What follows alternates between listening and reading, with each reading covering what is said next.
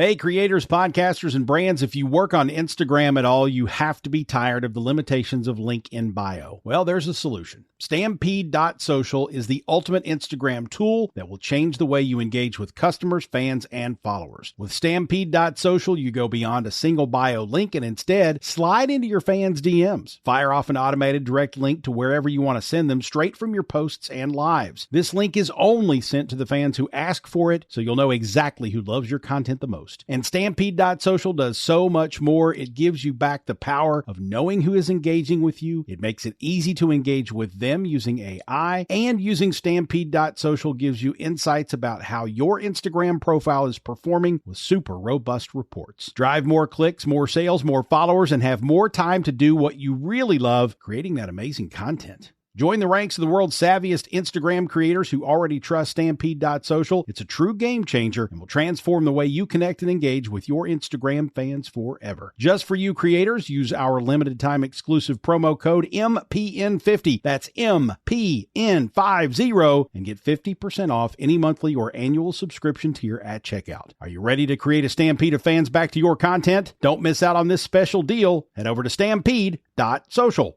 Welcome to The Art of Sway, the podcast that uncovers the power of influence and its impact on all areas of our lives. I'm your host, Danielle Wiley. Each week, we'll explore the many facets of influence through candid conversations with industry insiders, from brand marketers to social workers, educators, leaders, and more. Let's dive in. Leslie Forde is the CEO and founder of Mom's Hierarchy of Needs. The business provides evidence-based tools for moms to reclaim time from the never-done list for well-being and helps employers retain caregivers. Over 3,000 parents have participated since March of 2020 in the Mom's Hierarchy of Needs research study, the longest running of its kind on the pandemic's impact to work life, care, and wellness needs for parents. Leslie has used research to inform growth and innovation strategy for over 20 years. Most recently, she's held leadership positions at Houghton Mifflin Harcourt, Care.com, and C-Space, an Omnicom market research agency. And for over a decade, she's focused on media and technology products for the childcare, elder care, children's mental health, media, and education sectors. She's a frequent speaker and consultant to organizations on how to retain and support parents, caregivers, and people of color, including HubSpot, Scholastic, and the Barr Foundation. Her writing about well-being, equity, and the future of work has appeared in the Washington Post, Slate, Parents Magazine, TLNT, Directorship, and her website, Mom's Hierarchy of Needs, among other publications. She's been quoted in CNN, National Geographic, Fast Company, U.S. News and World Report, SHRM, Fairy Godboss, and many other outlets. I was introduced to Leslie by a former colleague, and I am so glad he connected us. Leslie has an absolutely fascinating career and now dedicates her time to highlighting the specific needs of mothers in the workplace. I can't tell you how much I wish this existed back when my kids were little. I hope you are as impressed with Leslie as I was, and I am so excited for you to hear all about the amazing work she is doing. Enjoy. So Leslie, it's so great to have you on. We had one phone conversation while I was like evacuating because my power was out from a crazy ice storm. So I'm glad to see your face and have like a full conversation. It's great to have you. I agree. Well, I loved our last conversation, so I was looking forward to another one and under better circumstances for yes. you. So I wanted to start just kind of with the basics of your career. I was doing some research, just prepping for this conversation. And, you know, there are certain LinkedIn profiles that you look at and you're like, okay, that makes sense. Yeah. Obvious progression. And yours was like, okay, progression, culinary school, like working for, was it Cooks Illustrated or America's Test Kitchen? Yeah. Like stuff that's like super appealing and interesting to me, but doesn't necessarily fit in with a standard career in the world of marketing. So would love to just kind of hear a bit about your journey from start to now. Absolutely. Well, you know, I did start my career very intentionally in marketing and actually marketing research, because pretty early on I was fascinated with all of the things associated with bringing products to people and to life. And I started market research as a, job outside of school in high school. And so that was kind of the thing that I got pretty excited about. And I thought, all right, let me learn more about this. I want to be into this. And as my career progressed, I kind of added in a lot of the other aspects of brand health and growth. So, from marketing research and analysis to kind of brand management, and from brand management into, channel management and business development, and ultimately international expansion and all of those aspects of strategy. But what happened along the way, the hiccup or the culinary school detour, was that I completely burned out. That was the first time I burned out. And, back then it was pre-kids. I was working in what was then like the .com bubble, where there was this hyper growth in the economy driven by tech. And I was working in tech and I loved it and it was consuming. And I was always someone who loved to work. Like I found it exciting and stimulating, and, I'm lucky to be healthy. So I could work a lot of hours and I had a lot of capacity, and that fueled my career, especially in the early days.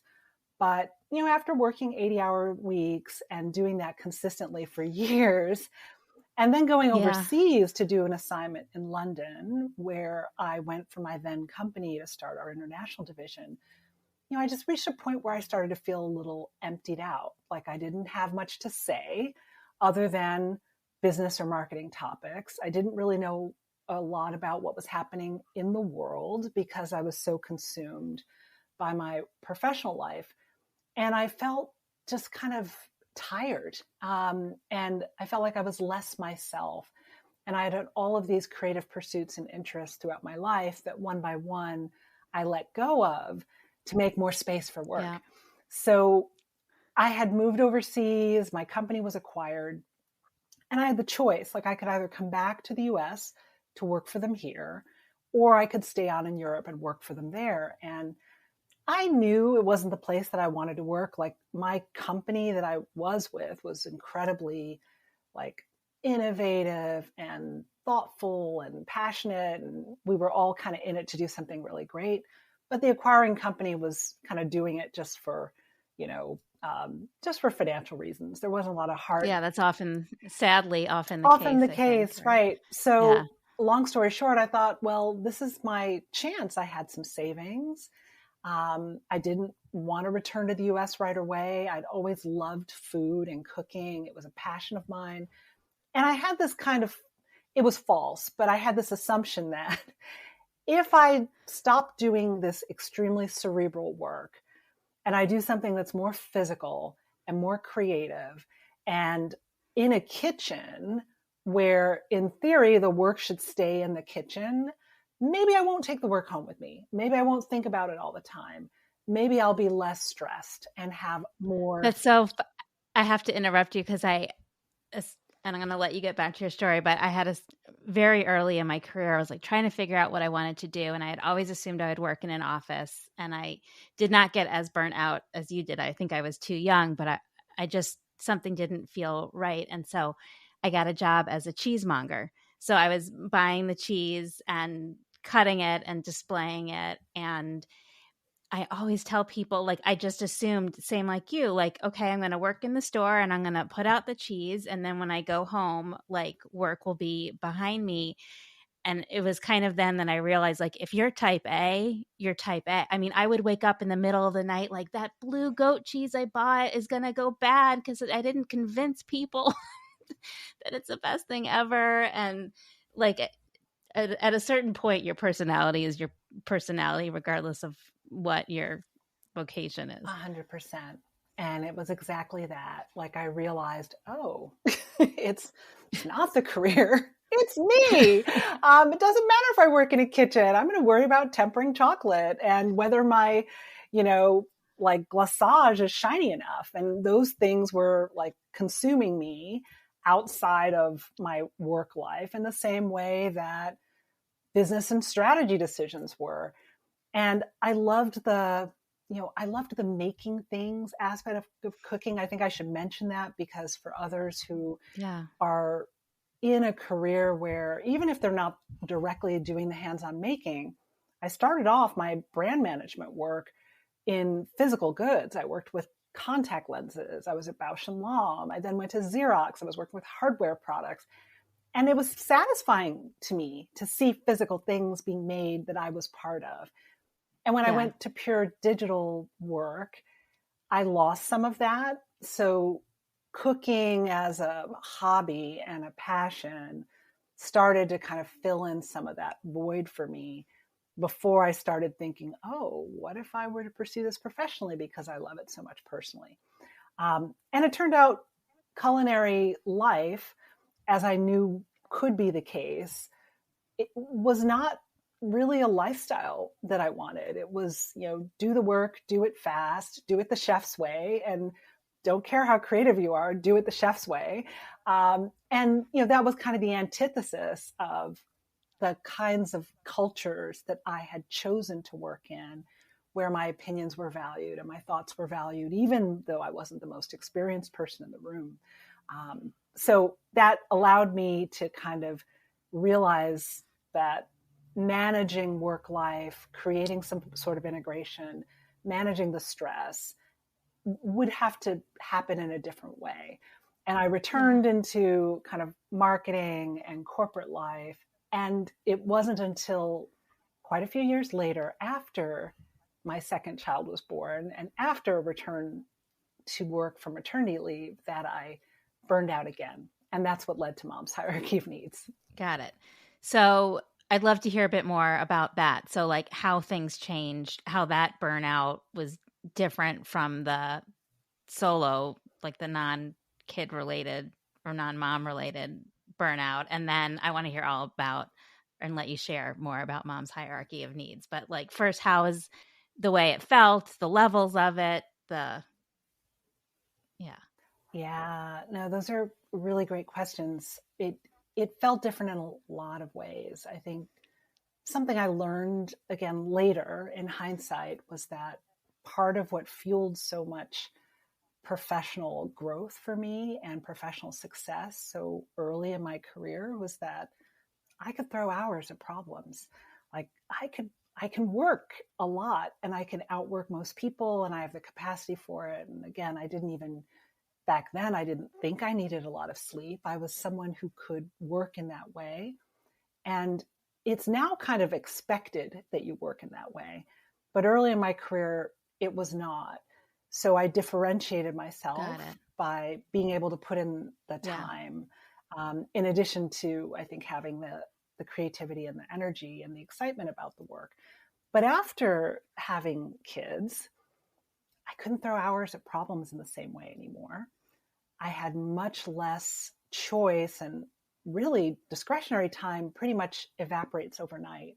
So anything that I might have done the first time to manage stress, to bring myself back into a sense of feeling grounded or feeling kind of whole, reconnecting with my identity, most of those things really weren't available in the same way after having kids. And, having children, because I was fortunate in that I wanted to, and I have healthy children. So there was also something just deeply fulfilling and meaningful about motherhood that was consuming my time, but also kind of consuming my mind share in a different way. And it was kind of a joyful pull toward that, which made everything else in my life feel like more of a constraint.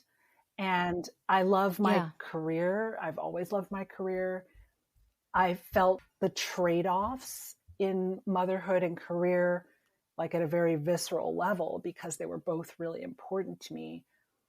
But after having kids, if you've got a crying baby, or you have a diaper you have to change, or if your child is sick, like all bets are off. You're not making a rational choice about what you have to do, right? You you are out the door when the school calls and you have to go pick someone up. It's immediate.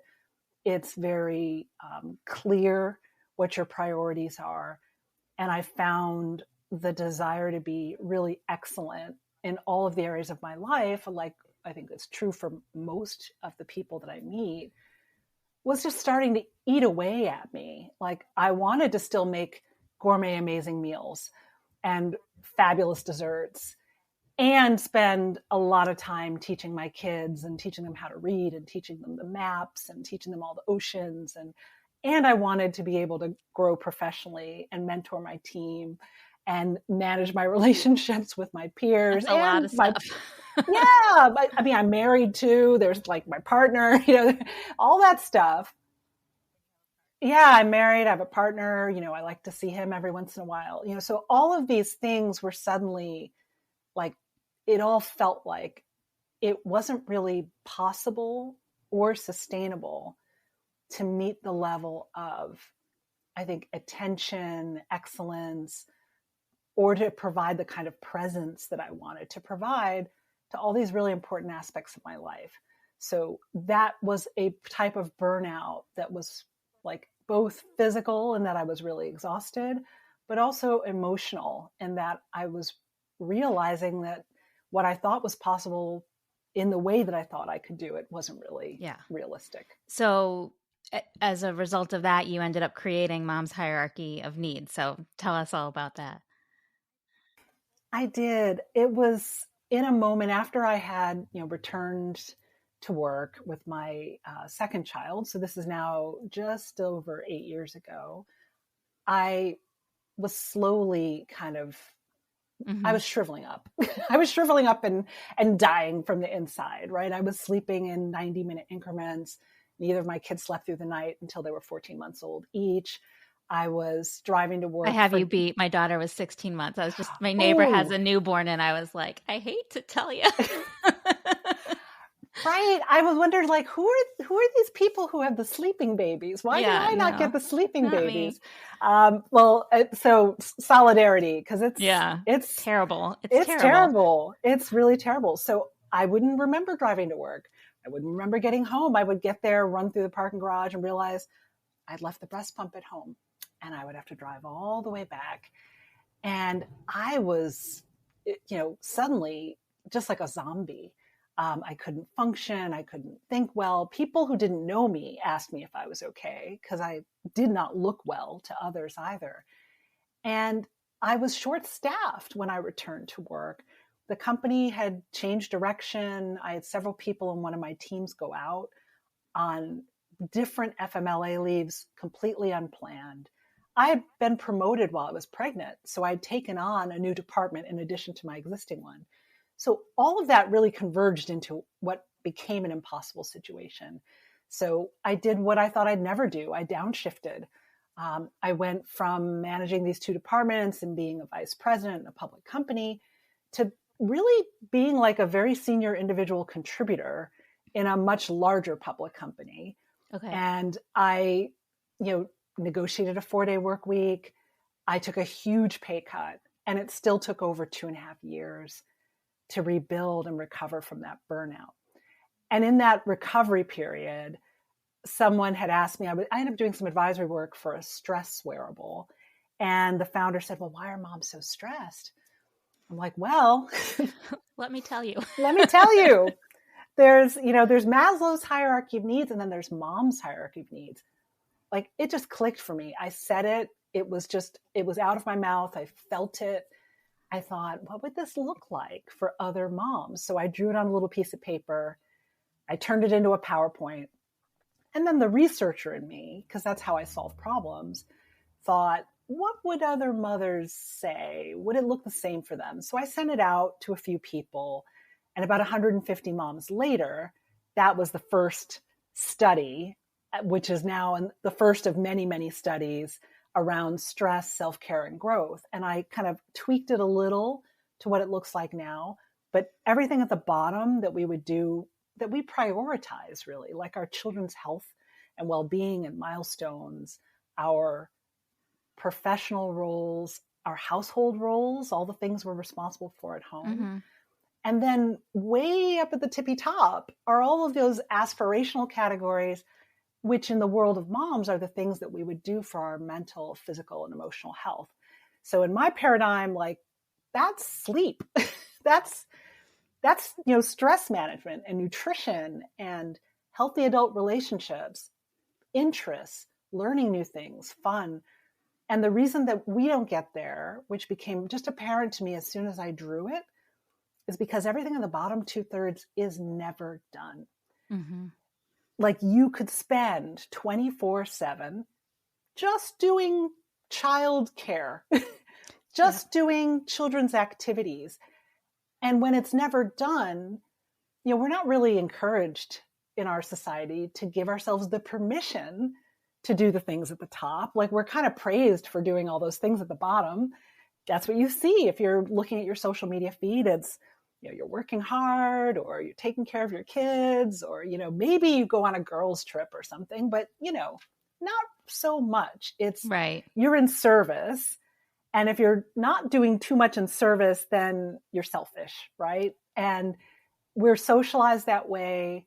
We're shamed for being up in the self-care categories. So what happens, it's what we've seen, many of us have seen our mothers and grandmothers do. We're spinning around like tops, trying to do all the things all the time. And women are at greater risk for so many stress-related health conditions. Mm-hmm. Women are at greater risk for anxiety, depression, hypertension.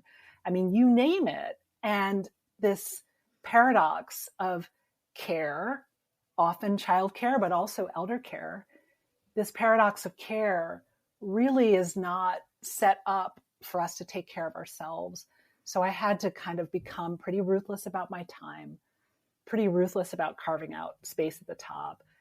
And then I wanted to research and continue to research all of the internal reasons it's hard, all of the systems reasons that it's hard in the environments that we live and work in. And then what are those, frankly, they're workarounds, right? Absent major systems change, you're carving out like some iterative path that really works in your own life.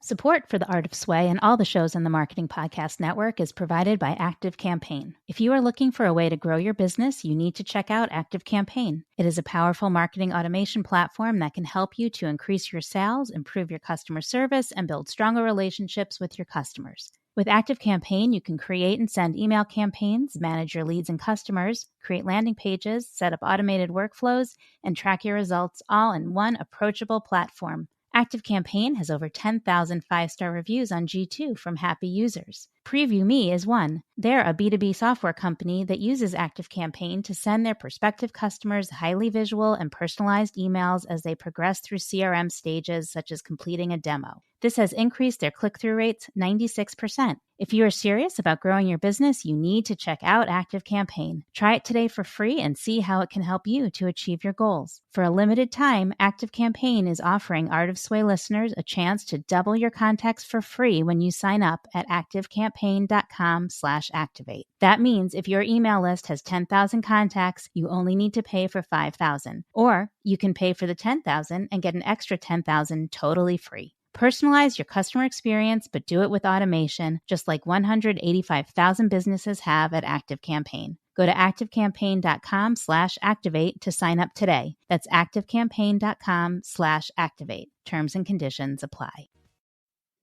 So is there, like, do you have two kind of paths where, like, one path for businesses to maybe change how they work to make some change in this area, but then also for just like the regular mom who needs to understand what can I do? Like, my business is not going to change the way we implemented a 4-day work week, which has been so amazing for all the moms at our company. But I mean, we're a small company, and it was just the choice of me and my two partners. It wasn't like a big bureaucratic thing. Like, I don't kid myself that this is easy for larger companies. But so like the two paths, right? Like, one, like, what can businesses do to make change in this area? And then, like, if you're just a mom in the world and your business doesn't care about it, what can you do personally? 100%. I'll start with the business side. Yeah. And first of all, kudos to you, because now as an entrepreneur myself, I think it's in some ways harder for a small organization to really embrace and internalize and implement the kind of flexibility that the workforce needs. So kudos to you for doing that. There's 4 pillars I talk to employers about when I'm working in organizations. And one is just psychological safety, creating the kind of environment where you model vulnerability, where it's okay to be vulnerable, it's okay to have a bad day, allowing people to show up with whatever is happening and feel safe and supported and not threatened with their jobs or their longevity in the career because of that, because stuff happens, especially in these past few years. Yes. And, the second is flexibility, and not just like, remote work or, flexible hours. It's flexible expectations. It's really being thoughtful about what you're asking people to do and how you're asking them to do it. And when you're communicating that in a way that's inclusive, like I tell managers, like, you don't need to send that Slack message at 10 o'clock at night. You might be working then, but you can schedule send. No one needs to know that you're working then, because people will break themselves in half trying to be responsive to you, even when they don't want to be. So being able to, really allow for flexibility, allow people to do what is possible with the resources they have is critical. Like I keep seeing people telling me in my surveys, they have half the staff and half the budget, but the same goals. So, women in particular, but I think people in general are very tired of being gaslighted. They don't want to opt into box checking anymore. Yeah. And the other two, childcare and elder care, either curating them, destigmatizing them, hopefully paying or subsidizing for them in a large company. And then the fourth is mental health care. Same thing, curating, destigmatizing, and ideally in a larger company, subsidizing, so that people really do have the kind of tools they need to manage the incredible amount of stress and strain that is happening in their lives. So that's kind of on the employer side. On the parent side or the mom side, first thing is like self-care has to be the thing that happens every day. It can't be, oh, I'm going to get a vacation in a few months, or I'm going to take a trip away, or I'm going to have a night out in 3 weeks. Like that's just not good enough anymore. I don't think it ever was, but it's certainly not good enough now. Like even if it's 5 minutes, I tell moms, like, if you just have to close the bathroom door and splash some water in your face and take a few deep breaths, like do that and give yourself 5 minutes, or give yourself ideally 30 minutes, or give yourself an hour, but put it on your calendar and make it a recurring thing. Because in most workplaces, like no one's going to ask you what that time is for. And it doesn't really serve your employer. It doesn't serve your family. And it certainly doesn't serve you if you burn out. So carving out space, like the number one thing that moms ask for in all of the research studies, including the pandemic one, where I've now heard from over 3,400 parents, 97% of whom are women, is they want time. They want time and choice over their time, and not to feel like they're on and in service to everyone else at all times of day or night. So creating that space for yourself and letting all the people around you at work and at home know that you're not asking for permission for it. You are taking that time. And that means setting boundaries. Setting boundaries is like, it stings, doesn't feel good. Yeah. No one likes it because the other person's not going to react well. And then we're used to being pleasing. So it just doesn't feel good, but it's required. And the third thing that I encourage moms to do is really to like choose a North Star, for lack of a better description, but 1 or 2 things, maybe 3 that are priority. And that allows you to eliminate and have clarity about what you're going to say no to, what you're going to make time for in this season. So creating your own, like your personal hierarchy, like there's the big broad one, right? And then, but like I know for me, which like being able to sit quietly with a book or being able to go, like if I'm having a bad day, like just watching Love is Blind by myself and losing myself in the trash Mm-hmm. TV, right? Like, but that's not going to be the same for you perhaps, right? But that's like the Danielle hierarchy Exactly. of needs, Exactly. right? It's like, and this is the thing I tell moms, like, hey, if it's Netflix, if it's ice cream, whatever, if it's cookie dough, whatever it is that you want, embrace what you want. Don't feel ashamed about it and take the time to do what you need at that moment or in this season of your life, because it's not going to be every single thing, right? You're going to have a couple things. I mean, you do have to do top of the hierarchy things. You do have to care for your mental, physical, and emotional health. That's just the way it is. But Right. outside of that, like, is this the season for career growth? Are you a business leader? Are you a business owner? Do you want to achieve something of impact in your professional life? Do you have a health need or concern, and you really need to kind of focus on your own like restoration and healing? Whatever that thing is, you just have to realize that it's probably just one or Yeah. two things that you can say yes to as a priority.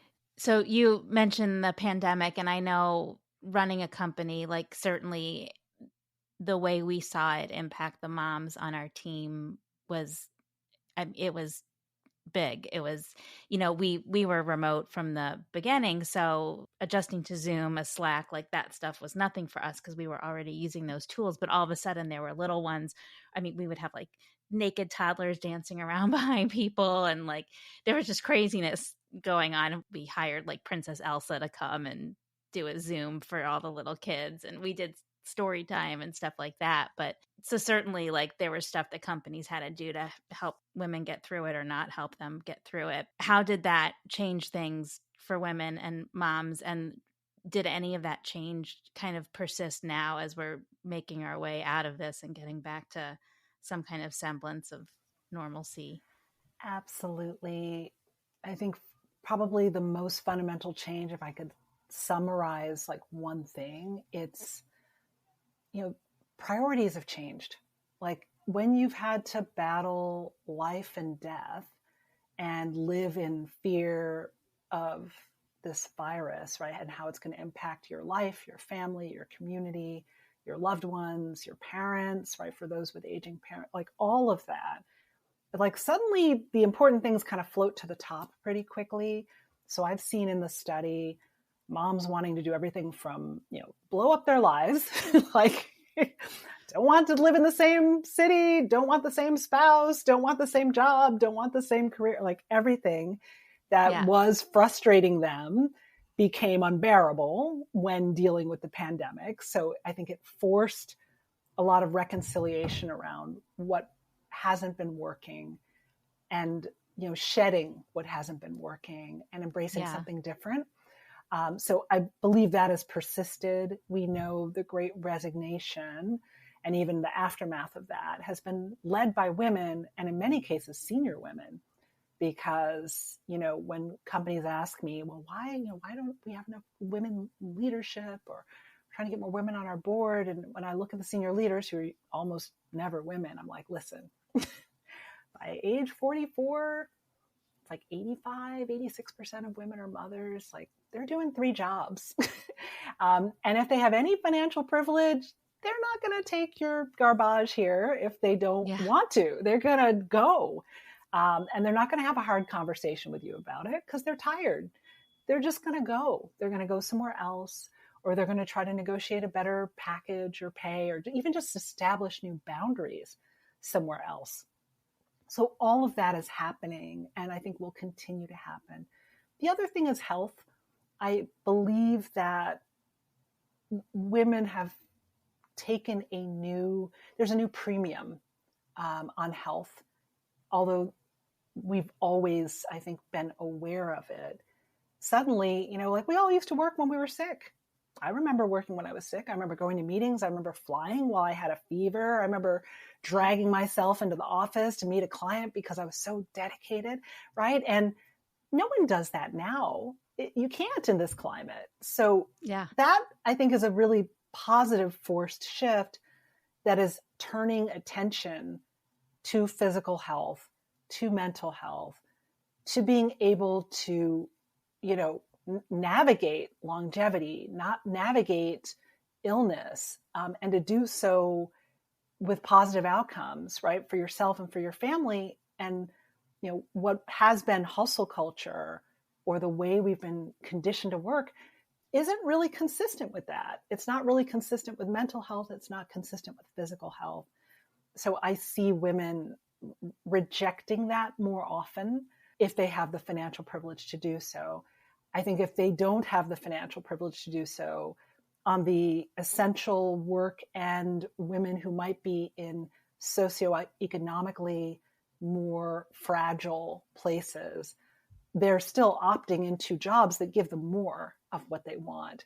So if they might have been in a job where they were interacting with the public after the pandemic, it's like, well, if I could have an hourly job over here where I'm interacting with people I don't know and breathing with strangers, or I could be in a warehouse, or I could be somewhere else, like I'm gonna do that other thing because the pay, isn't that different, and I'm gonna do that other thing.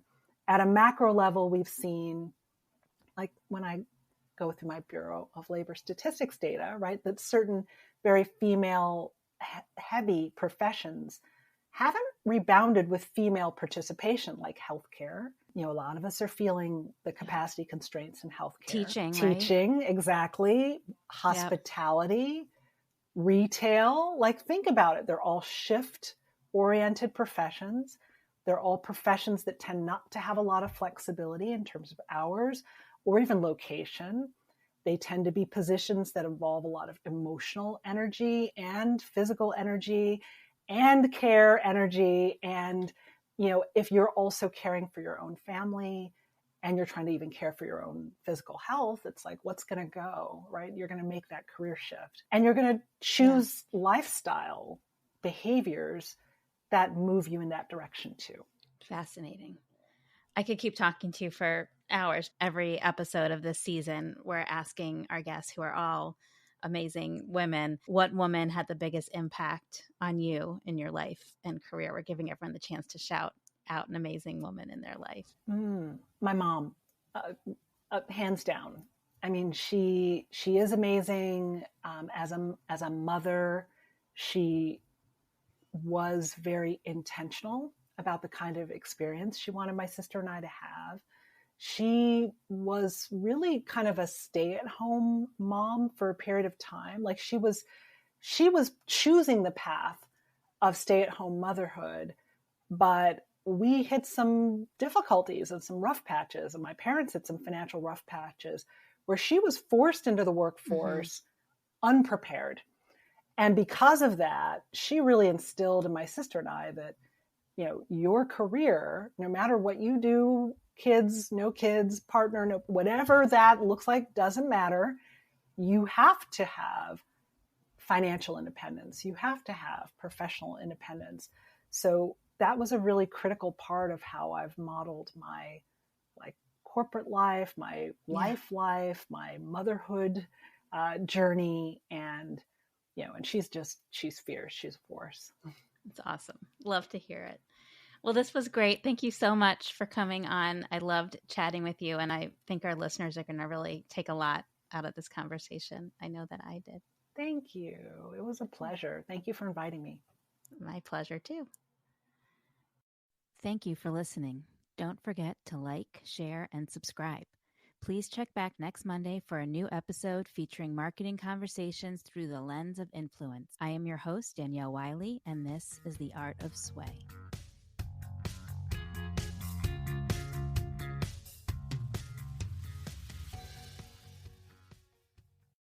You may know you're listening to this show along the Marketing Podcast Network, but did you know there are other great shows on MPN to help your business? Christy Heiler hosts a fantastic podcast called Own It. Christy, tell us more about the show. Own It is all about celebrating women and non-binary advertising agency owners. We talk about buying out of the Boys Club of Advertising because less than 1% of ad agencies are owned by women. And where can people subscribe? You can find the podcast at untilyouownit.com. We're also on the Marketing Podcast Network at marketingpodcast.net. And of course, you can subscribe wherever you get your podcasts. You heard her. Go subscribe. This podcast is heard along the Marketing Podcast Network. For more great marketing podcasts, visit marketingpodcasts.net.